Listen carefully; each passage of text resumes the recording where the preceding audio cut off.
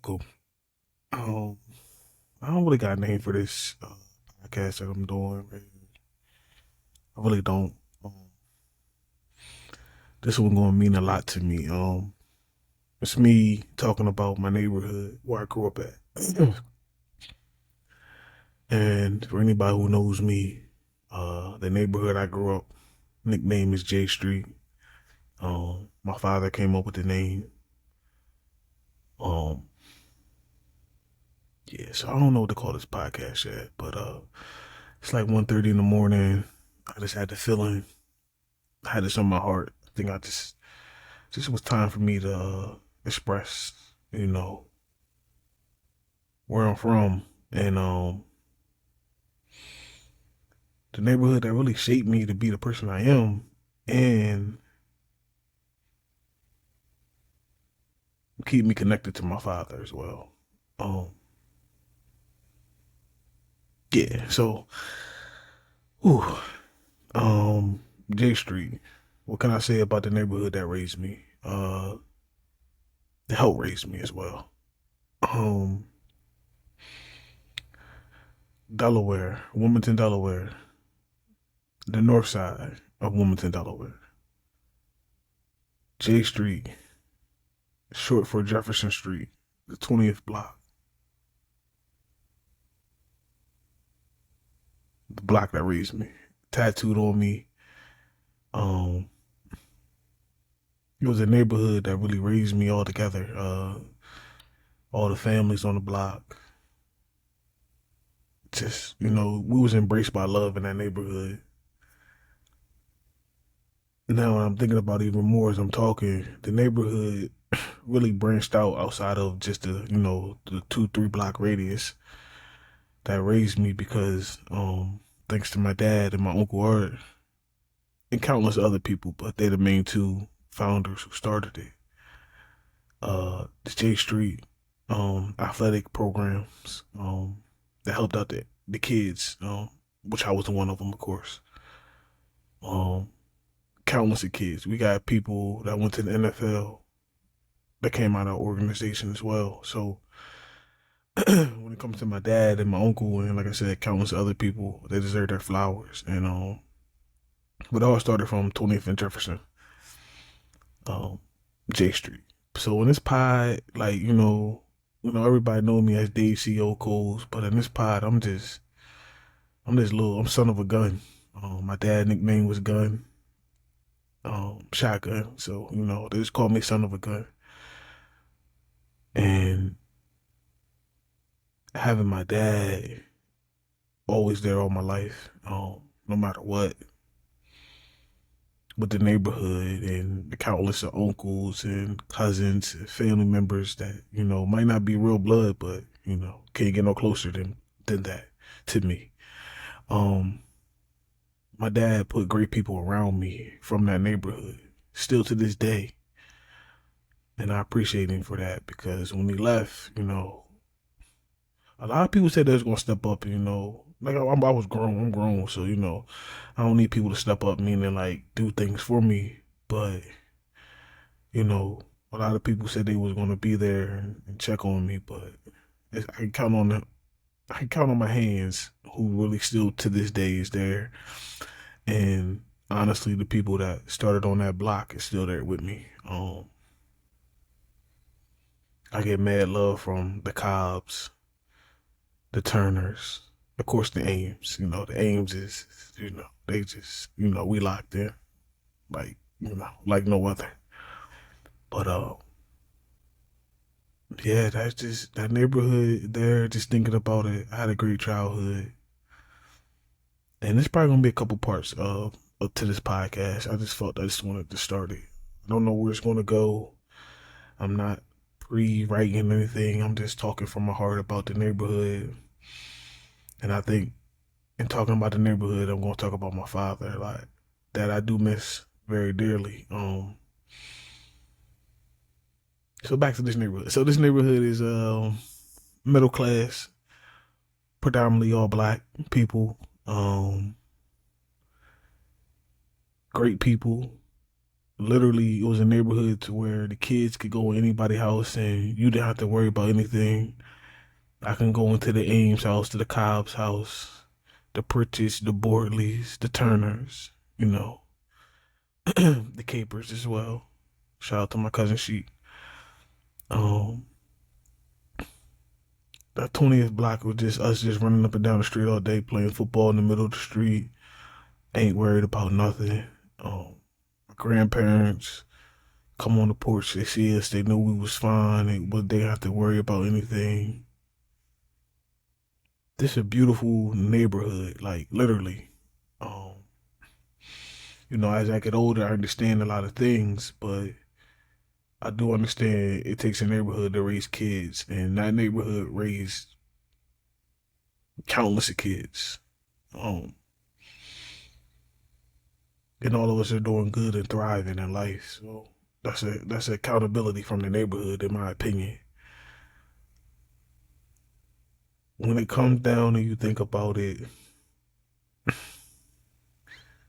the organization of J Street saved a lot of kids from going down the dark path. Some of them still went down the dark path though, but it saved a lot of kids. So when it comes to my dad and my uncle, and like I said, countless other people, I commend them because there is no checking this in youth, especially back in the day. Maybe now it might be different. Back when I was a kid, it wasn't no checking it for my dad and my uncle and them. They did it out of love. Of course, they wanted the bragging rights. So I can say this with all facts behind me. J Street Raiders Wilmington football program is the most winningest program in Wilmington history. I said it. I stamped it. I got the proof. Uncle Art got all the trophies. We're the most winningest program in Wilmington history. It just shaped me to have the friends and the connections that I have because of what my dad and my uncle started. It just didn't start with football. They had a basketball program as well. They had a softball league. My dad was a multiple time All Star. My uncle as well. And then you can't forget about my uncle Leroy, the home run king. Um, it helped a lot to keep us active and keep us doing things. And not to say none of us didn't, when we got older, we didn't get into dumb stuff, but at that young age, we knew what right from wrong, and we stood on business. My neighborhood was a neighborhood where all the kids could be playing in the middle of the street. And if my grandma came home, Miss Pritchett came home, or even Miss Ames came home, I call her grandmom as well. Kids would stop playing in the middle of the street, make sure all the groceries are put into the house, and then we come back to play. Like that's how we was taught. I ain't gonna say trained. We was taught that. That was taught. That was out of respect. Respect your elders. If you go in somebody's house, be respectful. Like that's how we was brought up in that neighborhood, and to this day, it's morals that that sticks with all of us. All of us that are still connected, we still all have the same morals that was instilled in us at a young age. So that's why I say the neighborhood really raised us a lot. Um, just having the fun that we had, and my childhood was the best, man. I don't change my childhood for nobody. Nobody childhood, especially when it comes to J Street. That's to my heart. It means a lot. I carry it. Still to this day, carry that neighborhood very high. Like I said, it helped mold me and several others. But yeah. So J Street helped me fall in love with football. Um, at a young age, I knew I was playing football. I wanted to play it. I seen my god brother play it. Shout out to Artie. So in a way, J Street helped me have my path of what I went through, continue through my life. It started with J Street program, playing football and becoming a leader and stuff like that. That's where it all started because I seen my dad and my uncle leading the organization, leading men. So, me being son of a gun, I always wanted to have that. My pop is not never was the vocal leader the way my uncle was. So my dad let my uncle be the vocal leader, but my dad was the one in the back that knew you knew what his status was, and he didn't have to tell you. Just the way it always been. Even the stories I hear about him and my uncle are, my uncle was didn't nobody mess with my dad, and it's crazy because it's similar like that even now to this day. When it comes to me, I'm the chill, laid back one. I don't have any issues or no problems with nobody, but God forbid if I did, my cousins and them that I grew up with would be here in a heartbeat because they know I don't mess with nobody. So, this is, things that, that's always been like us. Me and my dad, like, that's the similarities that we always had. Don't gotta be the center of attention. Don't care to be. Just be us, and we just know how to play our role, comfortable in our skin. Always. It's a beautiful thing, I think. It's a beautiful trait that I'm happy I picked up from my father. Don't gotta be doing stuff that's not comfortable to me. Always to me. And just having the neighborhood behind you. Just having the great things. Like I'm thinking of so much stuff right now, so I'm rambling, like I'm rambling. But that neighborhood was just like I said, you go to anybody's house, going to the Ames house on Wednesday, big pot of spaghetti. We all eating and having fun and laughing and joking and just enjoying life. Kids didn't have to worry about nothing. We was able to be kids. No matter what. That's what we did. We was able to be kids, and our parents, allowed us to thrive being kids, especially at that young of age. We didn't have to worry about nothing at all. And that's why I say that the neighborhood was afforded to, allow us to do that. So we didn't get into much trouble as kids. Most people might get in trouble for knocking out a power line, knocking out a TV line, or knocking somebody's mirror off on a car because we playing football in the middle of the street or something. But nothing like devious. We wasn't doing nothing crazy. We didn't have that. And then when we did leave the neighborhood, we left the neighborhood as a group. So if we went to other neighborhoods, we was going as J Street. Whatever age we was at that age, it was all of us, and we was going together. Whether we was going up to Warner Park and play basketball, play football, PS, we went as a group. So my friends and my cousins, we never had to join a gang. We had enough of us in our neighborhood, and then our family was just that as well. So we didn't have to go on that. Not the same thing about people who join gangs. I mean, you do what you want, but I didn't have to. Never cared to. I had enough friends and family. I was straight. And that's another thing I get from my dad is, you just gotta be yourself and be comfortable and you'll be fine. And I always choose to do that and always chose to do that. Be fine to be comfortable in my own skin. The block parties, on J Street was amazing. Block parties was also fundraisers that they used to help with the football program. So people didn't have to spend as much money when it came to equipment and stuff like that. My grandmother made the papers. I think I'm gonna put a clip in here. She was actually in the papers as well for making pies for the organization. Countless awards from city council from to my dad and my uncle for the organization just being such a bright spot in the city of Wilmington. I tell people this right now. I played Little League football, and I probably played in front of the most people in my life in Little League, and I did play high school ball as well. PS football stadium up there, packed on for Sundays. It's 3 games going on. You got the midgets, pee wee, you got the midgets, juniors, seniors, and the whole stand is full. You're playing in front of the most people you ever seen. They had the announcers calling your name. We had a scoreboard. They was giving us high school vibes when we was in little leagues. The way my dad and my uncle and countless of people had it set up for us to even play. And then when we went to eating part as well, the Friday night late games, we still had the stands. We had we playing with the lights, and we had the announcers calling our names to make plays. So they was really grooming us for high school. I tell people this: when I went to high school practice wasn't as hard as little league practice. I mean, that's how they ran the organization. They ran it like a high school program. They really got us ready for high school ball. Not to just keep talking about sports, but that was the main thing that where J Street was founded from.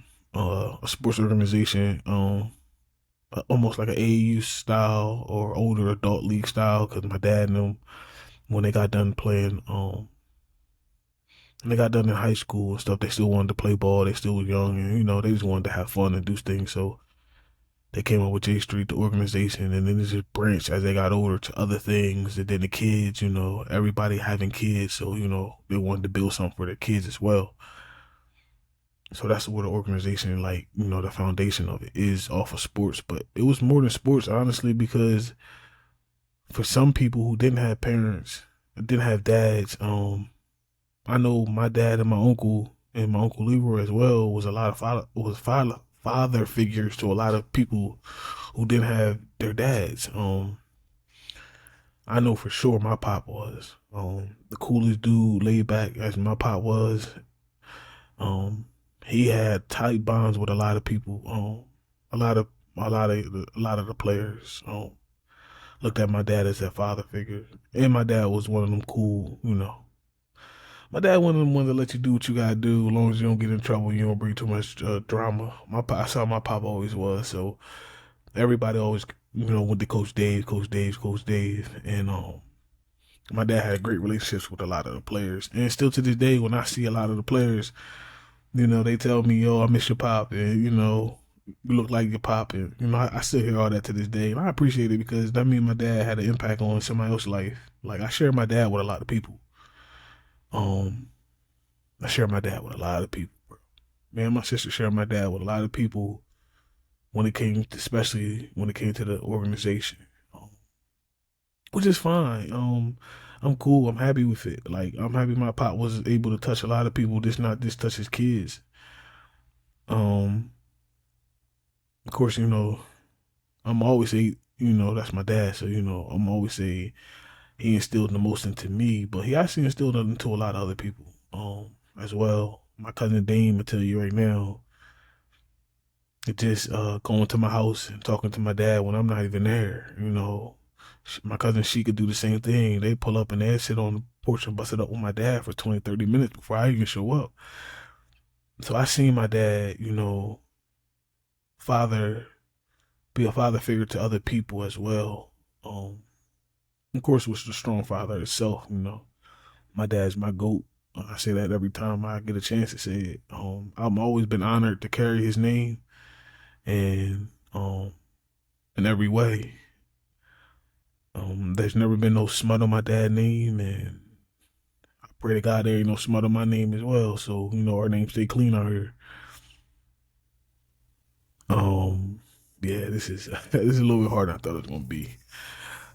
But yeah. So like I said, the neighborhood raised us. My dad had a lot to do with it. My uncle as well, and the things that I probably will talk about later on as I get more depth into it. It was just a heartfelt situation. Being there. It was a couple rules on J Street though. You start something, you finish it. Started with Pop Up Ames right there. He didn't play that. And that trickled down to everybody else. So you started something, you gotta finish it. That was always the rule of J Street. Even me, like if I go through my trials when I'm thinking about it,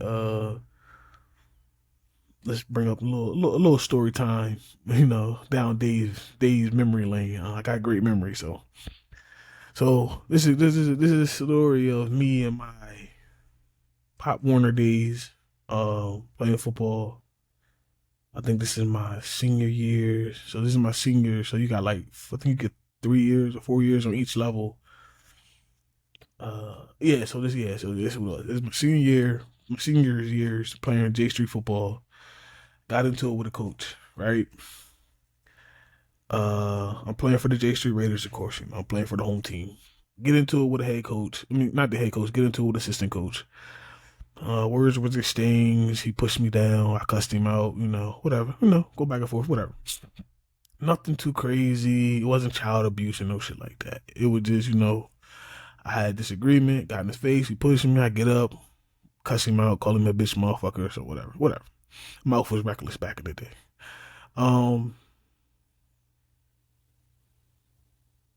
So naturally, I don't want to play football with them. Shout out to my uncle. At this time, my dad is just, he's there, but he's not there. My dad is, he's always a part of the program, always get the love and respect from everybody, but my dad is not there every day. Of course, everybody knows I'm my dad's child, so, the respect level is always there out of, respect for my dad. So I don't want to play for that coach no more. So at that time, in order for you to play for another team, the organization founder, quote unquote, which is my uncle Art and my father as well, they got to sign off on the player being able to play. And so I'll never forget this. One of the realest conversations I ever had with my uncle Art. I wonder if you remember this. I hope he, when I put this out, I hope he hear it and listen to it. He comes to me, nephew, you want to play football? I say yes. Do you want to be a Raider? I say yes, but I don't want to play for him. And he like, well, nephew, I can't change the coaching staff because of you, blase, blase. But I'm willing to sign off on letting you play for any other team in the city of Wilmington. A lot of people didn't like it because they felt like it was favoritism towards me, letting me go. At this time, I am an all-star. I am a champion. Yes, I had all them accolades. Yes. So he let me play for another team, any team I wanted in the city. Shout out to Coach Boom. I took him through hell. He was actually my teacher at my school, administrator at my school, middle school I was at. So he always, he knew I could play football. He knew I understand the game. So he always wanted me to play. The incident got out. Everybody knew about what happened, and everybody knew I was quote unquote a free agent. I'm in Little League and I'm a free agent. It's just so fucking crazy when I think about it now. The Trojans wanted me, the Huskies wanted me, and Boom was over there at Southbridge at the Panthers. Yeah, they were the Panthers at this time. They were the Panthers. Naturally, I went with somebody that I knew. Not to say I didn't know other people, but somebody that I knew I had a real one-on-one relationship with, because me and him got cool. Like I said, he was at my administrator at my school. So I told Boom, I'll never forget it. I went to school the next day. I told Boom, I'm coming to play for you. He like, huh? He looking at me with a straight face, and I told him like flat out, like, yes. He like, you're not playing for J Street. You're not playing for your home team. Like, man, the incident happened and blah blah blah. He like, I heard about it, but I didn't know if it was true. But yeah, shout out to Boom. So I ended up playing against my my old team. We beat them the first time. We cheated a little bit. The Panthers cheated a little bit. It was a weight limit, for people to carry the ball. I carried the ball anyway. Well, we got the first dub, and I talked so much shit to the other coaches, to the old coaching staff, and I look back on it. I don't know how people put up with me. I was crazy back in the day, but that was me, wanting to beat my old team, which I did that day.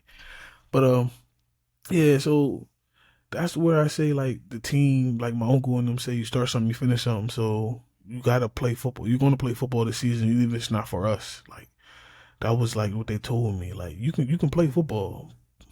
Even if you don't want to play here, we're still gonna allow you to do what you want to do, and that's play football. So at the end of the day, I commend them and I thank them for that, because nobody else would ever do something like that.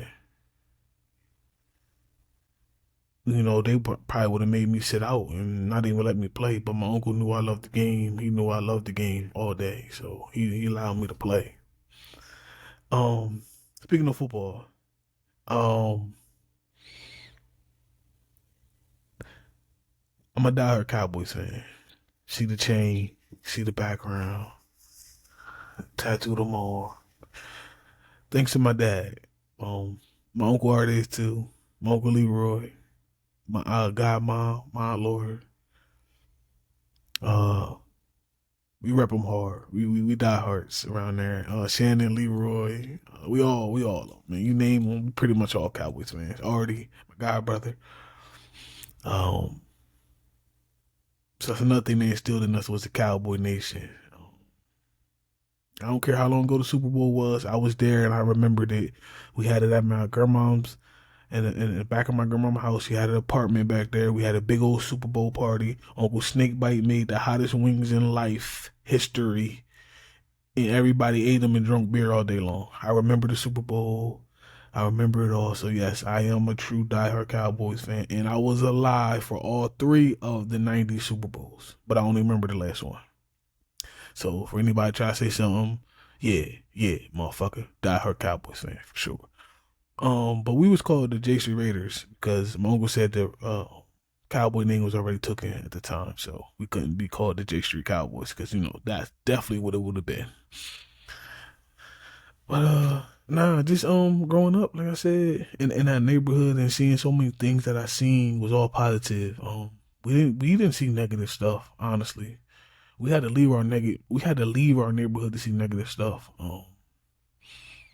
And I commend all the older generation that was above us, two generations above us, and of course our parents was one generation above us. For commending them, we didn't see nothing negative. All we seen was loving and caring. I mean, we got discipline. Don't say I'm not saying that, but like we didn't see no wild stuff. How these kids nowadays see wild stuff. We was grown from good stock, and I appreciate it because now I see my cousin Matt. Shout out to Matt. I see my cousin Leroy, Shannon. Even my sisters, um, who have kids. Um, you can see that the love and care that they have for their kids. They got it from their parents, which in reality all comes back from this one neighborhood, Day Street. So I know when I have my kid is definitely gonna get all this good J Street loving, and he gonna understand what it means to have that around him and have the care for him as well. I wish my grandparents was here. When I say that, I mean the Ames and the Coleses. To see me, I'm being selfish in this moment. I'm just talking about myself. See me and how I'm thriving because, of course, my grandparents, Coles, definitely poured into me, but the Ames did it. The Ames family poured into me as much as well. We live one house, literally away from each other, and I mean, no disrespect to my uncle Leroy and my aunt Laura and my uncle Art, because they definitely still to this day. But I'm talking about their parents. Poured into me just as much as they did, and the principles that they instilled is still here, and I appreciate them all. Like as I get older, I appreciate it more. When you're younger, you don't understand it. You don't understand why people hard on you. But as I get older, I appreciate it more. And same thing with the cops living right next to me, Mr. Cobbs, man. He catch you talking, he talk your head off, but he dropping jewels and you don't even know it. Um, he was a brilliant man as well. He deserved his flowers. Like I said, I'm not missing out on people. This is only like part one of who knows how many. Because there's Mr. Herman, um, R.I.P. Uncle Herb. Man, it's just so many people in that neighborhood that poured into me to make me as good as I am. And they seen the greatness always in me. When they see me now, they light up because they see me. They know I'm not doing nothing crazy. I'm not. running the streets. I'm not doing nothing. You know, they all happy for my success that I'm having in my life. You know, when you have that, you just can't do nothing but be grateful. And I am super, super beyond grateful for them people that who poured into my life, who poured into me, still pray for me to this day.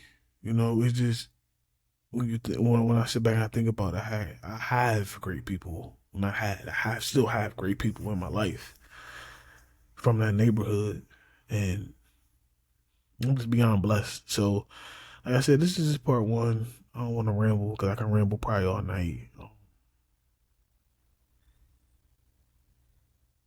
I'm just thankful that I grew up on J Street. So, to the next time I see y'all, to the next time I put another chapter into this book that I'm doing, I thank y'all. J Street for life.